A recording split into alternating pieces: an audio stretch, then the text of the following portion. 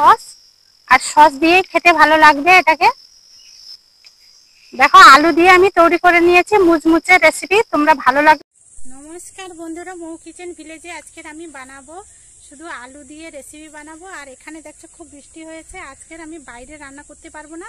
চলো রান্নাঘরে কিভাবে রান্না করবো দেখবে তোমরা, আর কমেন্টে জানাও কেমন হয়েছে রেসিপি। আর চলো শুধু আলু দিয়ে আমি আজকের রেসিপিটা বানিয়ে দেখাবো। এগুলো নিয়েছি, ছাড়িয়ে গ্রেট করে নেব। প্রথমে আমি আলুটাকে ছাড়িয়ে নেব।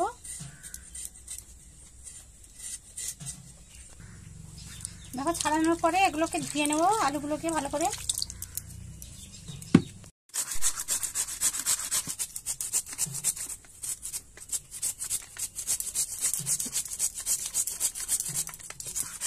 দেখো আমি এই বড়টাই গ্রেট করে নেব, আর ছোটটা হলে খুব সরু হবে, তার জন্য আমি বড়টা নিয়েছি।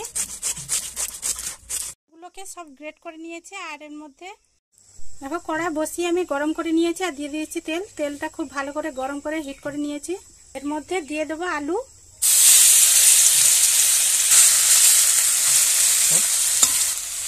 আমি এইভাবে সব পুরোটাকে মিলিয়ে নেব আলুটাকে।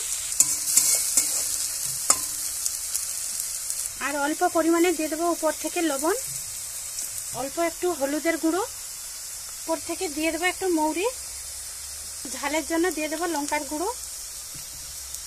দেখো পুরোটাকে আমি উপরে দিয়ে দেবো নিয়েছি, আর অপর পাশে উল্টিয়ে দেবো।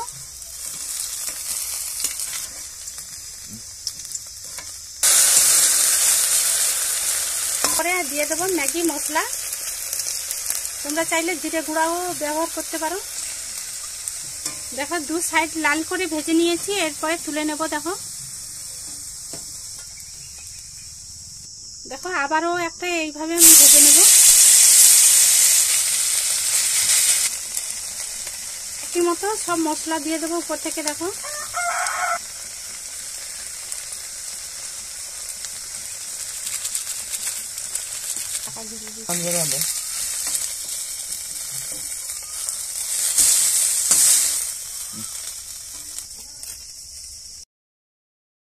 দেখো সবগুলোকে ভেজে নিয়েছি এই মতো করে।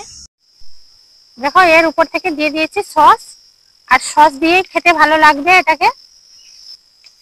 দেখো আলু দিয়ে আমি তৈরি করে নিয়েছি মুচমুচে রেসিপি। তোমরা ভালো লাগলে ভিডিওটি সাবস্ক্রাইব করো আর পাশে থেকো।